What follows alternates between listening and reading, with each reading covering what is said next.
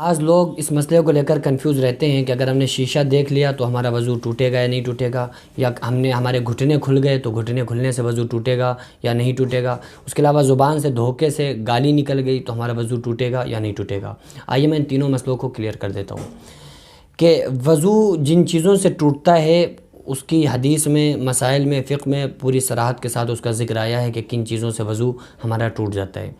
لہٰذا جسم میں سے کسی چیز کا خارج ہو جانا، ریح کا نکل جانا، یا جسم سے خون کا نکل کے جگہ سے بہہ جانا، منہ بھر کے جان بوجھ کر قے کر دینا، ان طرح کے جو معاملات ہیں، لیٹرین پیشاب کرنا، عورتوں کو حیض آ جانا، ان تمام چیزوں سے جب ناپاکی ہوگی تو ظاہر سی بات ہے وضو بھی ٹوٹ جائے گا۔ مزی کے نکل جانے سے انسان کا وضو چلا جائے گا۔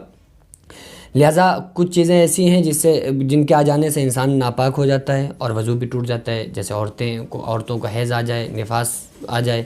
تو اس میں تو عورتیں ناپاک بھی ہو جاتی ہیں اور ان کا وضو بھی ٹوٹ جاتا ہے۔ مردوں کو اسی طرح سے نائٹ فال ہو گیا یا منی کسی صورت سے نکل گئی تو پھر وہ ناپاک بھی ہو جائیں گے اور وضو بھی ٹوٹ جائے گا۔ کچھ چیزیں ایسی ہیں جس سے انسان صرف وضو ٹوٹتا ہے لیکن انسان ناپاک نہیں ہوتا ہے، جیسے مزی کے نکل جانے سے، ہلکا سا جو پانی شرمگاہ سے، غلط خیال آنے کی وجہ سے نکل جاتا ہے، اس کے علاوہ ریح وغیرہ کا نکل جانا، جسم سے خون کا نکل کے بہہ جانا، ان تمام چیزوں سے انسان ناپاک نہیں ہوتا ہے لیکن اس کا وضو ٹوٹ جاتا ہے۔ اب سوال یہ ہے کہ اگر کوئی انسان شیشہ دیکھ لے وضو کی حالت میں تو اس سے وضو ٹوٹے گا نہیں ٹوٹے گا، یا کوئی انسان اگر کسی انسان کے گھٹنے کھل گئے تو اس سے وضو ٹوٹے گا نہیں ٹوٹے گا، یا دھوکے سے گالی منہ سے نکل گئی، لوگ جا رہے ہوتے ہیں نماز پڑھنے لیکن چونکہ گالی کے عادی ہوتے ہیں، جمعہ پڑھنے جا رہے ہیں اور ایک دم کوئی بات ہوئی، انہوں نے گالی بک دی، تو پھر اب ان کا وضو ٹوٹے گا یا نہیں ٹوٹے گا؟ تو اچھی طرح سے اس مسئلے کو سمجھ لیجئے کہ اگر کوئی انسان باوضو ہے تو شیشہ دیکھ لے تو اس سے وضو نہیں ٹوٹے گا، کیونکہ شیشہ دیکھنے یعنی دیکھنے سے وضو کا کوئی تعلق نہیں ہے۔ آپ شیشہ دیکھیں 1000 بار دیکھیں تو بھی اس سے وضو نہیں ٹوٹے گا، کوئی وجہ ہی نہیں پائی جا رہی ہے وضو ٹوٹنے کی، تو لہٰذا کیوں ٹوٹے گا؟ یہ ایک لوگوں کا غلط خیال ہے۔ ان لوگوں کو چاہیے کہ اپنے اس خیال کو، اس ڈاؤٹ کو ذہن سے نکال دیں، اس خیال کو ڈیلیٹ کر دیں۔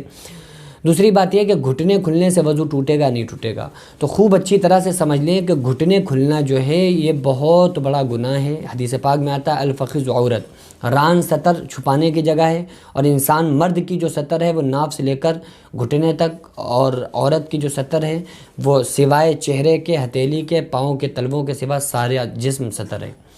تو یہ چونکہ گھٹنے مرد کے جو شمار ہیں وہ سطر میں ہیں تو ان کو چھپانا فرض ہے، ان کو کسی کے سامنے کھولنا جائز نہیں ہے۔ لیکن اب اگر کسی انسان کے گھٹنے کھل گئے تو اس سے وضو نہیں ٹوٹے گا، لہٰذا اس کا جو گناہ ہے گھٹنے کھولنے کا، تو اگر جان بوجھ کر کوئی انسان کھول رہا ہے تو اس کا جو گناہ ہے وہ اس کے اوپر باقی رہے گا، لیکن اس سے وضو پر کوئی اثر نہیں پڑے گا۔ تیسری چیز ہے، اگر کسی انسان نے گالی بک دی تو اس سے وضو ٹوٹے گا یا نہیں ٹوٹے گا؟ تو گالی بکنے سے وضو تو نہیں ٹوٹے گا لیکن اس کا وضو مکروہ ہو جائے گا، کیونکہ انسان وضو کرتا ہی اس لیے ہے کہ بھائی وہ پاک صاف ہو جائے، طہارت حاصل ہو جائے، جو گناہ ہوں اس کے دھل جائیں۔ پیارے آقا صلی اللہ علیہ وسلم نے فرمایا جب کوئی بندہ وضو کرتا ہے تو اس کے ناخن کے اندر سے بھی گناہ نکل جاتے ہیں۔ تو اب اگر انسان نے وضو گناہوں سے بچنے کے لیے کیا ہے لیکن پھر وہ گالی بک کے پھر وہ گناہ میں ملوث ہو رہا ہے تو اس کے لیے بہتر نہیں ہے، اس سے اس کا وضو مکروہ ہو جائے گا، وضو میں کراہت آ جائے گی لیکن وضو تو بھی نہیں ٹوٹے گا۔ اسی طرح سے بعض لوگ گمان کرتے ہیں کہ شاید بیوی کو بوسہ لے لیا تو وضو ٹوٹ جائے گا، تو اگر کوئی انسان بیوی کو بوسہ لے لے تو بھی وضو نہیں ٹوٹتا ہے، لیکن اگر بیوی کو بوسہ لینے میں، بوسہ کنار کرنے میں زیادہ شہوت غالب ہو گئی اور مزی کے قطرات آ جائیں گے تو پھر وضو ٹوٹ جائے گا۔ تو لہٰذا ہمیں چاہیے کہ ہم ان تمام مسائل پہ غور و فکر کریں، اور اپنے آپ میں ہم کو چاہیے کہ صحیح علم ہم سیکھیں، اور حدیث پاک میں آتا ہے طلب العلم فریضۃ علی کل مسلم، کہ ہر مسلمان پر، مرد و عورت پہ،